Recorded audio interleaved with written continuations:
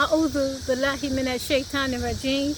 Bismillahir rahmanir rahim. Subhanallah. I had to position myself a certain way because some mosquitoes will eat me up. They ate me up alive. Subhanallah. Welcome to Conscious for Life. My name is Sahara. Welcome back, you guys. Or I should say, it's good to be back. My name is Sahara. I have been in the trenches. I have been in the field. And what do I mean by that? If any of you know what the Dawah is, and a lot of people grew up without the Dawah, I realize that the people are older people that's watch my videos, right? Which is okay, and from 30 and up. So Dawah is about going out, giving Dawah regarding Islam, inviting people to Islam. So the point is that everything is reversed now. However, I've been in the trenches. I'll get to that part in a minute. I've been in the trenches, which means that when you have gone through your spiritual awakening, it doesn't mean that it's a completion, that we're done, right? It just means that we graduated from certain levels, many other levels. I believe that this is going to be just a life journey from the cradle to the grave. Allahu Alam. However, we are when we go into the cave and seclusion for a long period of time, and perhaps sometimes in and out, and then Allah subhanahu wa ta'ala, He communicate with us on a spiritual divine level. And that's why we have to go into quietude. We have to go into stillness. If we're not into stillness and we just do and go and not being a human being, to be a human being is to be. Being in a state of stillness, you cannot hear the nudges. You cannot hear that Allah subhanahu wa ta'ala is asking for requesting for your attention, because you're moving around too much and you have too many people in your ear, and you're on the screen too much, and you might have your television on too much. There's so many different devices and so many different things of this world pulling for our attention. However, I have been in the trenches meeting up with chosen ones that going through a lot of trials and tribulations, and a lot of them are grown-ups, and some of them are young in their late 30s, early 30s, and some of them in their 20s, and they live with their parents, and they feel like they don't know what's going on. And a lot of them want to commit suicide too. So they have to have people that's gone through the dark night of the soul, which means that identify and seeing your ego and knowing that this is the ego present, and allow the ego to be suppressed. Suppress that ego by being in seclusion, just sitting, making tasbih, doing zikr, or just sitting still, and just with crickets, nothing like this. This is beautiful. You hear my background? Alhamdulillahi Rabbil Alameen. So this is pleasure to me. And when you go through your spiritual awakening, you have a different type of pleasure opposed to your past life pleasure. It's not the same anymore. So a question was asked to me. I'm going a little fast because my grip is coming down. I'm just coming off my mission. And I'm just, inshallah, I want to get this video in before my grip come down. However, someone asked me about intimacy. But they didn't say intimacy, they said sex, right? I'm just being real here, right? Regarding chosen ones. And I told them honestly, do not consider sex, do not consider thinking about getting intimate. I like to use that word. But the reality is that's what people are doing. They're just having sex. And alhamdulillah, subhanallah. The clean way is alhamdulillah. So Subhanallah. I'm just relieved to be back, you guys. Let me collect my thoughts. Yeah, I was asked that question, and I told him it would be best not to engage in that, because when you're going through your spiritual awakening, the desires just so happens to cut off. Especially if you've been on your own for a while. Like for me, for instance, I use myself for an example, and this brother that I know, and these young brothers, they've been into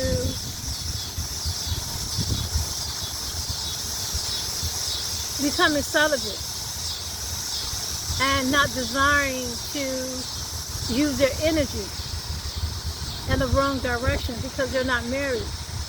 And it's very imperative that we protect our energy. So those of you, if you're in a relationship or a situationship, don't give up your energy anymore. Energy could be sexual energy. Your sexual energy, you need that. Mosquitoes are hitting me. You need that for this journey. You need to be whole, because let's be real here. I'm going to be making some adjustment, you guys, because my intention is to prevent my feet from touching the ground, because mosquitoes got me really good. And if you guys know anything about mosquito bites, they got me really good in the trenches. Let me specify trenches. It's you're out there like you're giving Dawah, but the difference is that you have to deal with people one by one by one, giving a Dawah, and you have to have the patience and the fortitude, the insight, the wisdom, the knowledge to listen to their story, because they have stories. And at a certain time, you have to just let them know that you have a certain time that it's cut off. It cuts off. And these are the people you might see 3 or 4 times out of the month. And if it gets to the point where it can be overwhelming, because it will take your energy. It will take your energy. And when you're going after, your energy is like really, really high. You're vibrating really high, right? So you have to cut them in sections. Like this one lady, I had to let her go. She was 44 years old. She has 4 daughters. And she will always say to me, she will always say to me, I believe I'm cursed, I believe I'm cursed. And I will tell her, don't say that, you're not cursed. And I think she says it because her daughters, at least 3 of them are like, disabled. And the husband doesn't want to have anything to do with her. But they're like, it's just a set of twins. And the other ones are like 5 years apart, 11 and 12, something like that. So, I don't know. But that was the most overwhelming one for me, because the sister was really focused on being intimate and focusing on when she's going to get a husband. So we have a job to do, and it's not easy, because some things you just don't want to hear. And that's what the whole point of being in a cave, ascertaining patience, wisdom, knowledge, understanding, and patience, and endurance. Because a lot of people, especially the foreigners that come to find out, with all respect, the foreigners, African American people, think they have a lot trauma and things of that nature. But the Indian, Pakistani people, they have trauma. They have a lot of trauma. And because their culture, they don't say I love you. You know, they don't tell each other I love you. They don't hold hands. If they're doing it now, it's because they've been, utilizing and watching American movies. But it's very, very important that we connect to the divine source, Allah. Because the world has changed, is changing, it's constantly evolving.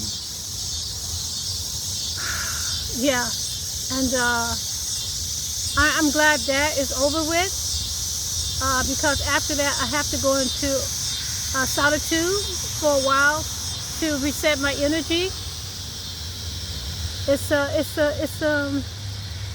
It's a job, and you don't get paid for it. You don't get paid for it. And this sister, because she took a lot of my energy, she wanted to pay me for it. Like, she wanted to pay me like $200 an hour. And at first I said it's okay, because 2023 I was charging, and then I said no. My inspiration, it was telling me no. So I took the money this time, because it was overwhelming. It was so overwhelming. And she said, just take it as a gift. And I did. I took it as a gift. Alhamdulillah, he replied to me.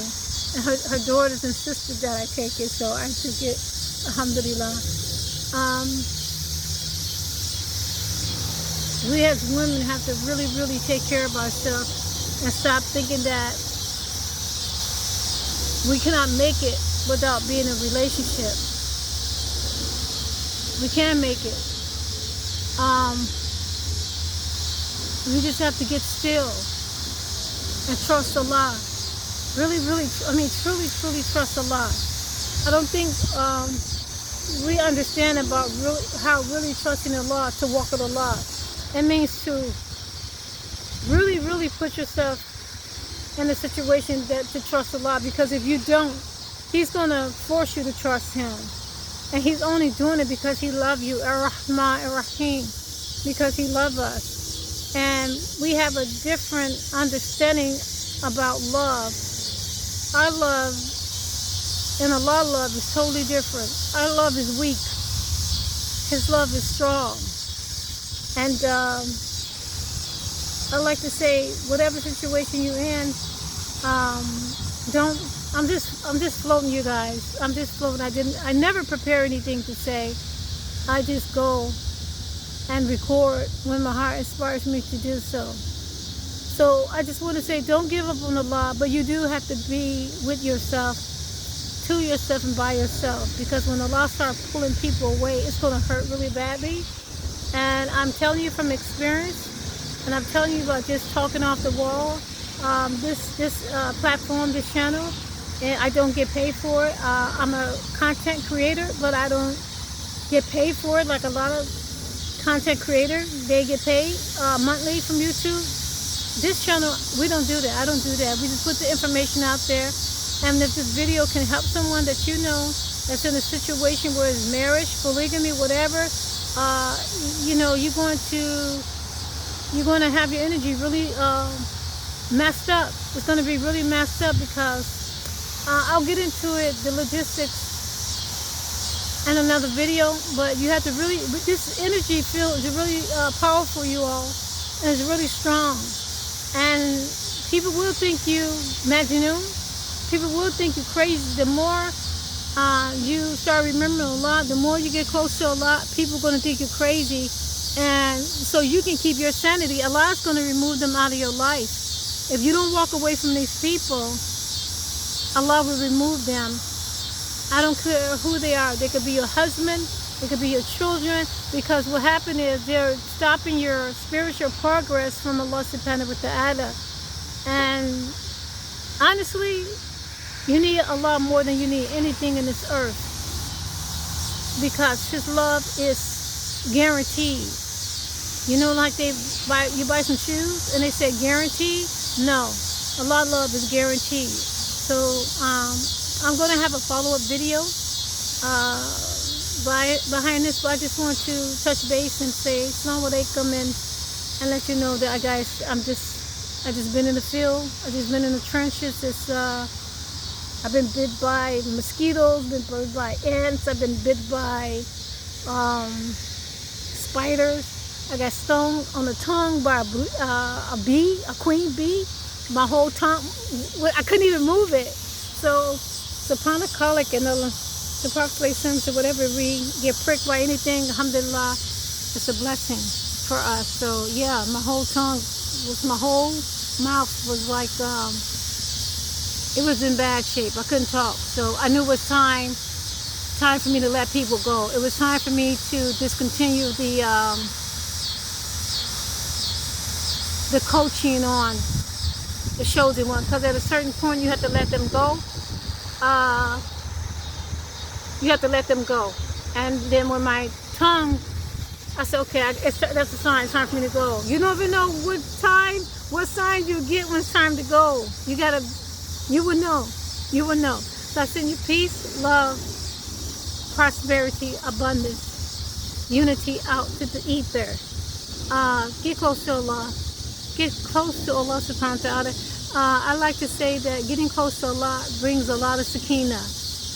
It brings your heart a lot of peace. And alhamdulillah, I am at peace. I'm at peace. I am at peace, alhamdulillah.